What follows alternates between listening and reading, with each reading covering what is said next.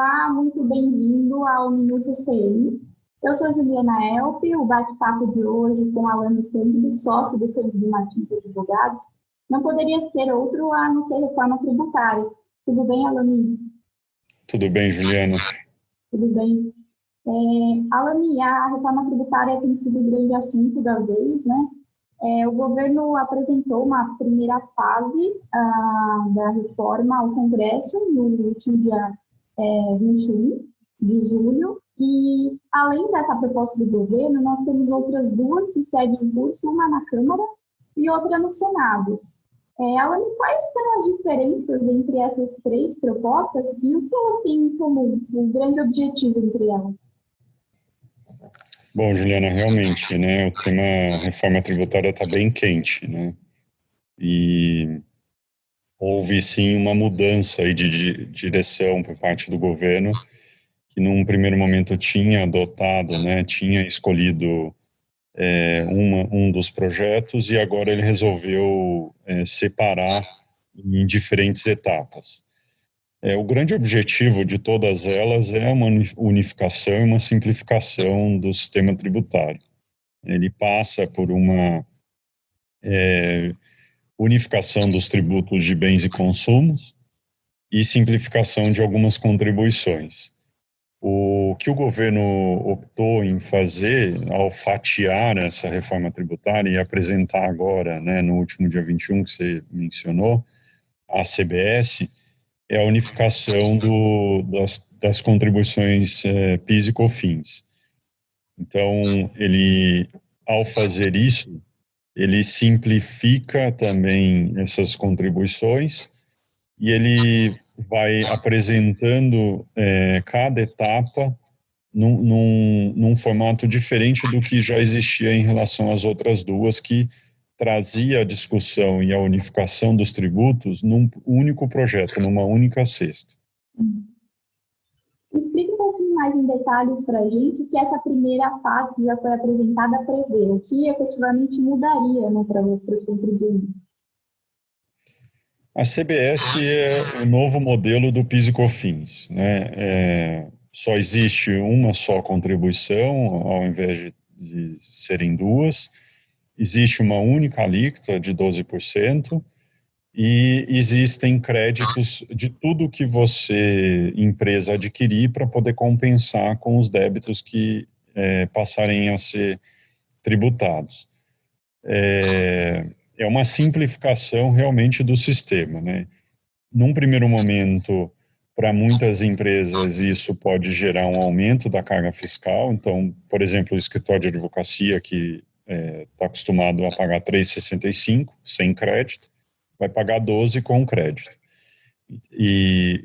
Obviamente, outras empresas que estavam acostumadas a recolher numa alíquota maior e também tinha crédito, a tendência é que essas empresas elas passam a ter uma contribuição num patamar menor, porque você passa a ter crédito de tudo.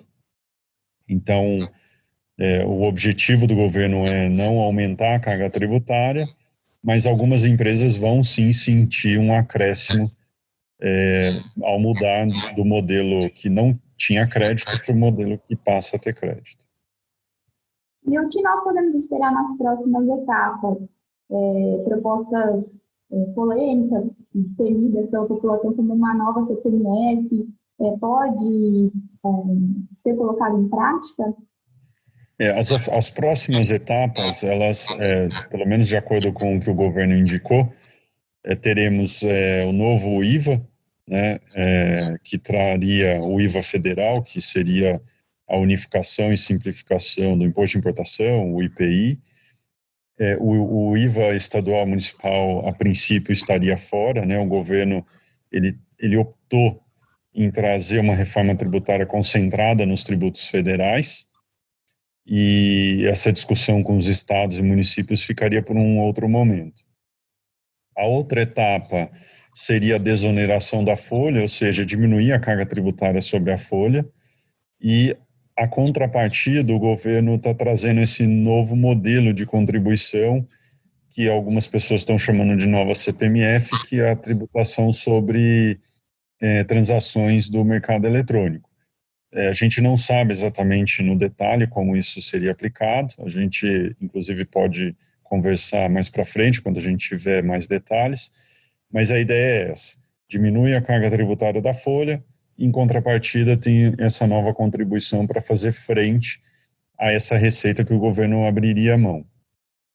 E a última etapa, ela trataria da tributação do imposto de renda, tanto de pessoa física quanto pessoa jurídica, onde existe aqui a intenção em aumentar a alíquota do imposto de renda das pessoas físicas de 27,5% para 35%, com novas faixas, e da pessoa jurídica existe a intenção em diminuir essa carga fiscal, trazendo aí a tributação dos dividendos.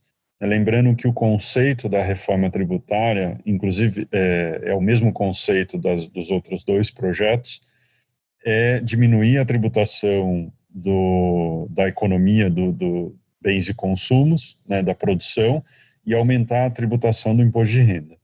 Então, existe um rearranjo no sistema tributário para permitir com que a economia ela flua melhor, mais fácil, e ao passo que não tenha nenhum tipo de diminuição na arrecadação com esse equilíbrio de imposto de renda e tributação de bens e consumos. Elane, há anos nós falamos da necessidade de uma reforma tributária no Brasil. Você acha que agora, finalmente, ela vai sair do papel? Há expectativa de que seja aprovada ainda esse ano? Juliana, pela sintonia que pelo menos está se mostrando o executivo com o legislativo, especificamente a esse tema, tudo indica que sim, né? Existe um esforço concentrado do governo e do Congresso para que a reforma tributária ela realmente ocorra. Obviamente temos eleições municipais, tem uma análise política aí, né, que foge um pouco da discussão técnica que nós estamos tendo aqui. Mas tudo indica que sim, que o Congresso vai trabalhar para que a reforma tributária aconteça ainda esse ano. Talvez por isso, inclusive, o governo tenha optado em fatiar, né, que ele apresentou a CBS, já começa a ser discutido, eventualmente votado, e assim por diante. Ótimo, Elane. Bom, com certeza teremos novidades por aí, o Minuto CM vai continuar acompanhando esse tema. Muito obrigada mais uma vez pela conversa. Foi um prazer. Obrigada a todos que acompanharam. Fiquem ligados nos próximos episódios e até mais.